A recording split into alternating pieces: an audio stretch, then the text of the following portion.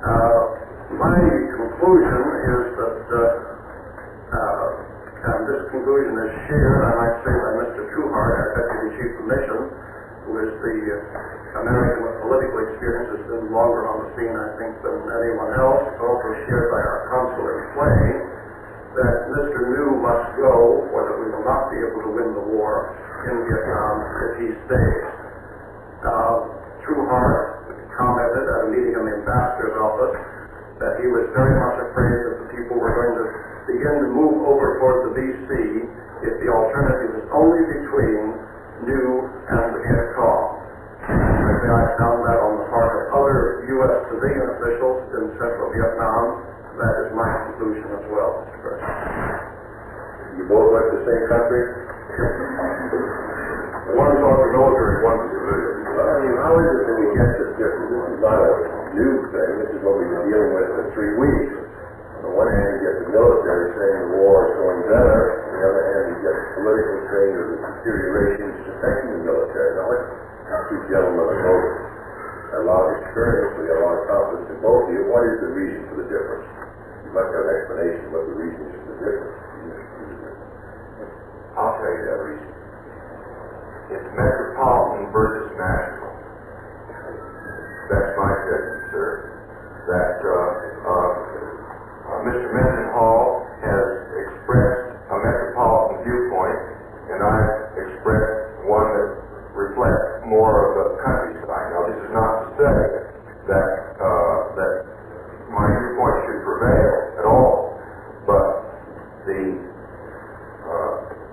city of Saigon is like the bullseye in a target, but there's a great big target around it too.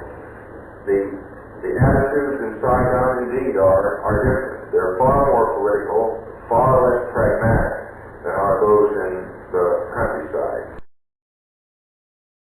How do you explain this report of the military? The war is going well. Well, sir, I explained it in the following fashion. It's still progressing in the first, second, third corps. I wish to dispute this gentleman, however, on the fourth corps. It is not going well in the fourth corps, and I have the direct evidence to prove it because I've just gone through the fourth corps. Right. The Hamlet program is being chewed to pieces down here. In Long An province, which is just to the south of Saigon, where a concentrated effort was made in expanding the program, I would say that it was about 60% wiped out. We have districts there where 13 out of 15 hamlets were overrun and totally destroyed. We have some 50 kilometers of barbed wire which has been cut up into pieces. We have Hamlet militia who have turned their weapons in for fear. And we have, how long has that been going on? This has been going on during July and August, sir. The other thing is, I think we ought to try to discourage this government here. It's really the first time this has happened.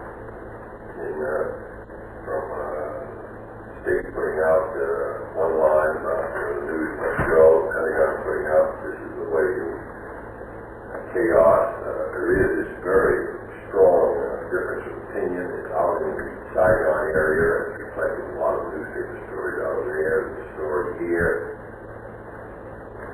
The Journal American, gloom shroud the Pentagon planners as they try to fight the shambles against the rugged war that's being won. And the military has every right to be angry with the Zen government, the coup-de-stats, hatred of the unbelief, leaking after American diplomacy, overshare, etc., etc. The administration's clumsy intervention in the Vietnam hothouse. I know that there is some view of that in the Pentagon. There's also a view in the State Department that the military is wrong on the fate of the war, which to me ought to be fought out here, not try to be fought out in the press. At least we know a little more about it. Everybody can write about it afterwards. It was right and wrong, but I think we're going to try to keep it concentrated here. So I think in regard to getting rid of the gems and news, it was unsuccessful in about 2 weeks.